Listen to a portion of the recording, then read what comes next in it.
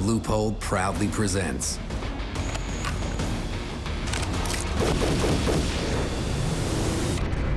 Viking Chronicles, presented by Leupold. Viking Chronicles is brought to you by...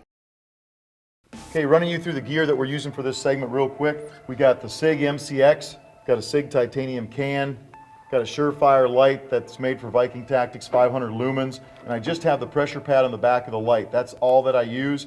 I'm not a big fan of pressure tape switches just because they get in my way, and this way I can go constant on or just momentary. Shooting a Delta Point Pro super fine dot, and this is great for a lightweight system like we have right here. I'm shooting a SIG 320 9mm. This one was modified a little bit with the grip tape there. This is the X300 Ultra, and I'm using a DG switch that's designed specifically for this weapon. So all I've got to do is grab and push that small detent, and that's what turns the light off and on. I can also still use the primary switch on the back of the light if I want to go constant on.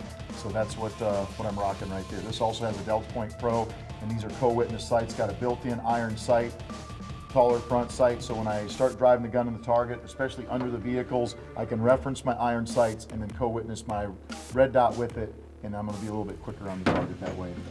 Today I've got my buddy Chili Palmer. We're going to talk a little bit about the big advantages of having a white light. So Chili, real quickly, talk about the advantage and maybe even the disadvantages of a white light in combat. Well, you think about first at disadvantages. You know, everybody thinks, well, now I have a white light, you're giving up your position. In reality, when you're hitting somebody with a, 800 lumens, you may actually get them like that deer in the headlight look and get that extra advantage that you need to eliminate the threat. Most of the advantages come with that as far as the brightness of it, but then also it still gives you something to see into the shadows because you never know what's kind of behind when you have furniture and everything else. And the way we normally ran across the battlefield was night vision goggles, lasers, and then once we hit a building, a lot of times we went to white light because we're inside that structure. We can search a little bit better having that bright light.